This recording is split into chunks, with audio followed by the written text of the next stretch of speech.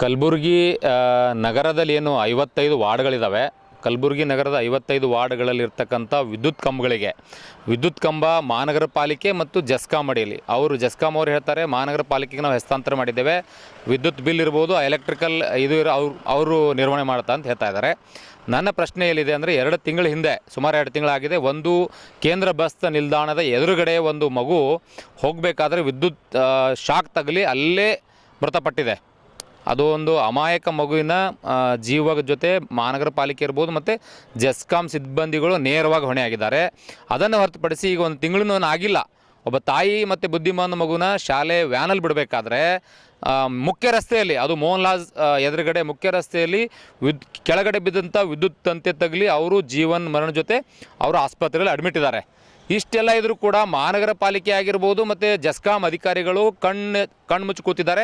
ಕಾಟಾಚಾರಕ್ಕೊಂದು meeting ಮಾಡ್ತಾರೆ ಅಷ್ಟೇ, ನಾವು ಅನಧಿಕೃತ ಕೇಬಲ್ಗಳನ್ನು ಕಟ್ ಮಾಡ್ತೇವೆ ಅಂತೇಳಿ. ಆದರೆ ಮಹಾನಗರ ಪಾಲಿಕೆ ವ್ಯಾಪ್ತಿಯಲ್ಲಿ ಅನಧಿಕೃತ ಕೇಬಲ್ಗಳೇನಿದ್ದಾವೆ ಎಲ್ಲಿ ಬೇಕಲ್ಲಿ ಜೋತ್ ಬಿದ್ದಾವೆ, ಅಪಾಯಕಾರಕ ಕೇಬಲ್ಗಳಂತ ನಾನು ಹೇಳ್ತೇನೆ. ಈಗಾಗಲೇ ನಾನು ಹಿಂದೆನೂ ಕೂಡ 1 ವರ್ಷ 2 ವರ್ಷದಿಂದ ಹೇಳಿದ್ದೆ, ಲೆಟರ್ ಕೂಡ ಕೊಟ್ಟಿದ್ದು ಕೂಡ ಯಾವುದೇ ಕೆಲಸ ಆಗಿಲ್ಲ. ಅಧಿಕಾರಿಗಳು ಹೇಳ್ತಾರೆ ನಮಗೆ ಒತ್ತಡ ಇದೆ, ಅದನ್ನು ಕಟ್ ಮಾಡಬಾರ್ದು ಅಂತೇಳಿ.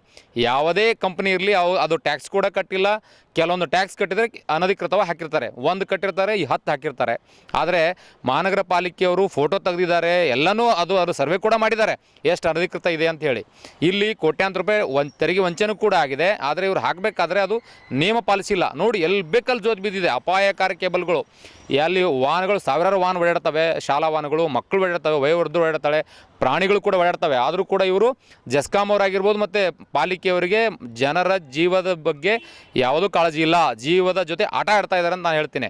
ಯಾಕಂದ್ರೆ ನಾನು ಈಗಾಗಲೇ ಸಮಯ ಪಾಲಿಕೆಗೆ ಮತ್ತು ಜೆಸ್ಕಾಂ ಅಧಿಕಾರಿಗಳಿಗೆ ಕೊಟ್ಟಿದ್ದೇನೆ, ರಿಕ್ವೆಸ್ಟ್ ಕೂಡ ನಾನು ಮಾಡಿದ್ದೇನೆ. ಯಾಕಂದರೆ ಸಾರ್ವಜನಿಕ ಹಿತಾಸಕ್ತಿಯಲ್ಲಿ ಅಡಗಿರೋದ್ರಿಂದ ನಾನು ಇದರಲ್ಲಿ PIL ನಾನು ಹೈಕೋರ್ಟಿಗೆ ಹಾಕಬೇಕಂತ ನಿರ್ಣಯ ಮಾಡಿದ್ದೇನೆ. ಆದರೂ ಇವರು ಮೀಟಿಂಗ್ ಮಾಡಿ ಕೇವಲ ಕೈ ತೊಳ್ಕೊಂಡು ಬಿಡೋದು, ಆ್ಯಕ್ಷನ್ ಒಂದು ಕ್ರಿಮಿನಲ್ ಕೇಸ್ ಮಾಡಿಲ್ಲ ಅವ್ರ ಮೇಲೆ. ಕ್ರಿಮಿನಲ್ ಕೇಸ್ ಮಾಡಬೇಕು, ಸ್ಟ್ರಿಕ್ಟ್ ಆ್ಯಕ್ಷನ್ ತೊಗೋಬೇಕು, ಅವು ಕಟ್ ಮಾಡಬೇಕು ಅಂತ ನಾವು ಎಷ್ಟು ಹೇಳ್ತಾ ಇದ್ದೇವೆ. ಕರ್ನಾಟಕ ವಿದ್ಯುತ್ ಶಕ್ತಿ ಆಯೋಗ ಕೂಡ ಹೇಳುತ್ತೆ ಅಪಾಯಕಾರಕ ಟ್ರಾನ್ಸ್ಫಾರ್ಮರ್ಗಳು ಇರ್ಬೋದು ಮತ್ತು ಅಪಾಯಕಾರಕ ಕೇಬಲ್ಗಳನ್ನು ಕಟ್ ಮಾಡಿ ಎಲ್ಲ ಮಾಡಿ ಅಂತ ನಿರ್ದೇಶನ ಕೊಟ್ಟರೂ ಕೂಡ ಇವರು ಯಾವುದೇ ನಿರ್ದೇಶನ ಪಾಲನೆ ಮಾಡೋಕ್ಕೆ ತಯಾರಿಲ್ಲ. ಜನರ ಜೀವನ ಜೊತೆ ಆಟ ಆಡ್ತಾ ಇದ್ದಾರೆ ಅಂತ ನಾನು ಹೇಳೋಕ್ಕೆ ಇಷ್ಟಪಡ್ತೇನೆ.